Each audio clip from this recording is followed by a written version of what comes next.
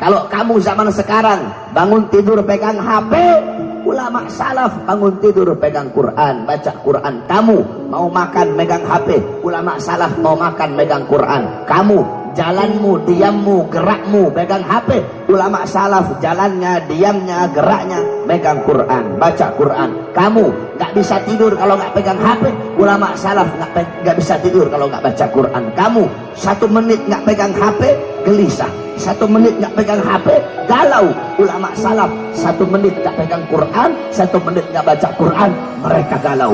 Jadi kalau kamu mau lihat bagaimana kesibukan ulama dulu dengan Al-Quran, kamu lihat aja bagaimana kesibukan kamu zaman sekarang dengan HP. Tidak pernah lepas kamu dari HP. Ulama salaf seperti itu juga, mereka tidak pernah lepas daripada Al-Quran. Bahkan anak-anak muda zaman sekarang, orang-orang dulu, santri-santri dulu, kalau ketemu ulama, kalau ketemu habaib, ketemu kiai, ya habib, ya kiai, ya ustad, arsyidna, ahdina, ustad, kiai, kasih saya petunjuk, kasih saya nasihat, kasih saya wasiat, kasih saya ilmu, minta nasihat, minta ilmu. Itu santri zaman dulu.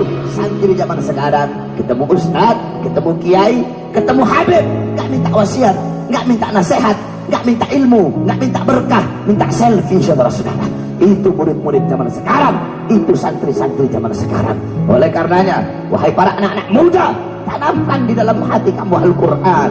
Selalu jalanmu, diammu selalu dengan Al-Quran, berpedoman kepada Al-Quran, berakhlak dengan Al-Quran, beradab dengan Al-Quran, beramal dengan amal yang ada dalam Al-Quran. Jangan pernah engkau jauh daripada Al-Quran. Wahai para anak-anak muda, kita umat Islam, selama kita masih berpegang teguh kepada Al-Quran, maka selama itu kita tidak akan pernah bisa dikalahkan. Dulu pernah berkumpul seorang pendeta, ada pemimpin pendeta, mereka para misionaris, para pendeta-pendeta, mereka semua berkumpul.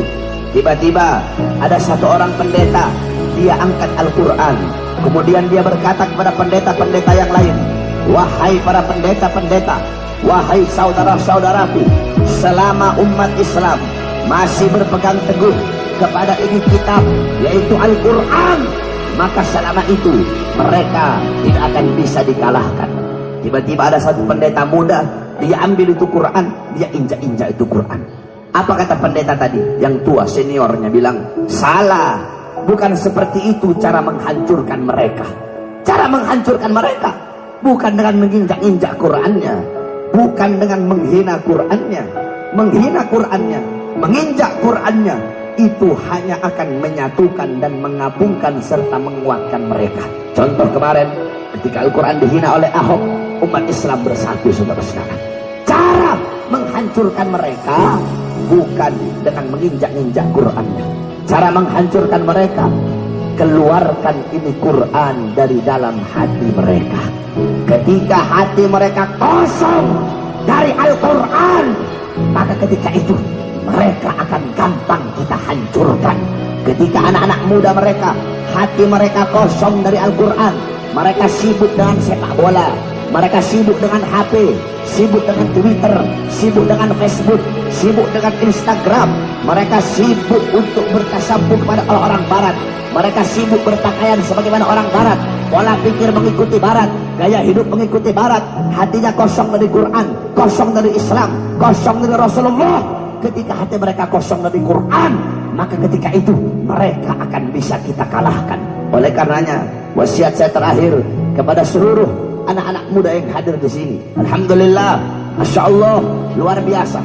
Anak-anak muda, para panitia-panitia, Asmi dan kawan-kawan, ya remaja-remaja yang ada di sini, mereka membuat acara besar seperti ini dengan penuh semangat, dengan penuh himmah. Begitu juga didukung oleh para orang tua. Insya Allah dengan adanya anak-anak muda seperti ini kampung bakal jadi kampung yang baik, ini bangsa bakal jadi bangsa yang baik, ini Indonesia bakal jadi Indonesia yang baik. Sebab kenapa? Syubbanul yum rijalul ghad. Pemuda-pemuda masa kini adalah pemimpin-pemimpin di masa yang akan datang. Baik buruknya bangsa, bagus rusaknya bangsa, makmur sejahteranya bangsa ke depan tergantung dari anak-anak muda. Kalau anak-anak muda baik, taat, patuh, tunduk kepada Allah, mengerti ilmu agama, duduk majelis, cinta ulama, cinta Quran, cinta Nabi, cinta Rasul, besok bangsa kita baik, Indonesia kita baik, Indonesia makmur, Indonesia sejahtera, akan mendapat pemimpin yang baik, pemimpin yang makmur, pemimpin yang sejahtera, pemimpin yang adil, dan agama akan dipegang oleh orang-orang yang baik. Tapi kalau anak-anak mudanya rusak, anak-anak mudanya bejat, anak-anak mudanya melacur, anak-anak muda narkoba, anak-anak mudanya nongkrong, anak-anak muda jauh dari Allah, jauh dari Quran, jauh dari masjid, jauh dari agama, jauh dari akhlak, jauh dari adab, besok bangsa kita akan rusak, negara kita akan rusak, Indonesia akan rusak, Indonesia akan dipegang oleh orang-orang yang rusak. Oleh karena itu, wahai para pemuda-pemudi Islam, saya wasiatkan kepada kamu semua, jangan pernah engkau berhenti berjuang untuk agama, berjuang untuk negara. Selalu sampaikan kebenaran kepada para pejabat-pejabat yang zalim. Afdalul jihad kalimatu haqqin, wa fi riwayah kalimatu adlin inda sultanin ja'ir.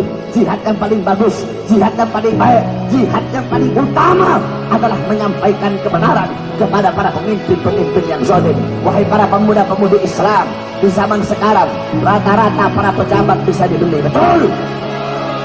Presiden bisa dibeli, saudara-saudara, menteri bisa dibeli, partai-partai bisa dibeli, bahkan partai Islam bisa dibeli.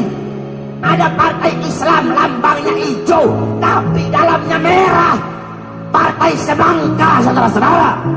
Banyak partai-partai yang bisa dibeli, banyak orang-orang yang mengkhianati bangsa, mengkhianati negara. Mereka jual ini bangsa kepada asing.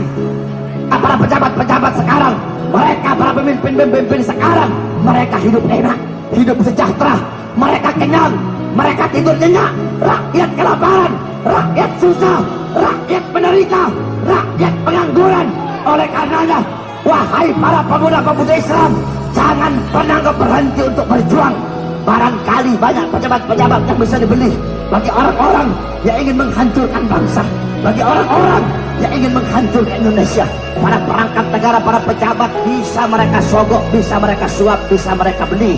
Mereka bisa mengkhianati bangsa, mengkhianati negara, dan mengkhianati Indonesia, serta mengkhianati agama. Tetapi mereka, para pengkhianat bangsa, mereka lupa bahwasanya di Indonesia masih tegak berdiri kami, para pemuda-pemudi Islam, anak-anak bangsa yang rela hancur dan binasa untuk agama Indonesia. Kami tidak akan pernah bisa dibeli sampai hari kiamat. Yang hak akan kami sampaikan hak, yang batil akan kami sampaikan batil. Wahai para anak-anak muda, jangan pernah engkau takut. Tidak ada pembatas, tidak ada penghalang antara seseorang dengan kebenaran, walaupun kebenarannya dari yang orang yang lebih muda, yang lebih bodoh, yang lebih hina, yang lebih miskin. Kebenaran bagaikan matahari yang akan selalu bersinar walaupun di hadapan para orang yang buta. Oleh karenanya, wahai anak-anak muda, terus sampaikan kebenaran. Katakan kepada mereka, hei kalian mau bungkam mulut kami anak-anak muda Islam. Semakin kalian bungkam mulut kami akan semakin meneriakkan kebenaran, saudara-saudara. Hei para musuh-musuh agama, para pengkhianat bangsa, demi Allah, jikalau kalian maju satu langkah untuk melawan agama kami, untuk menjual bangsa kami, untuk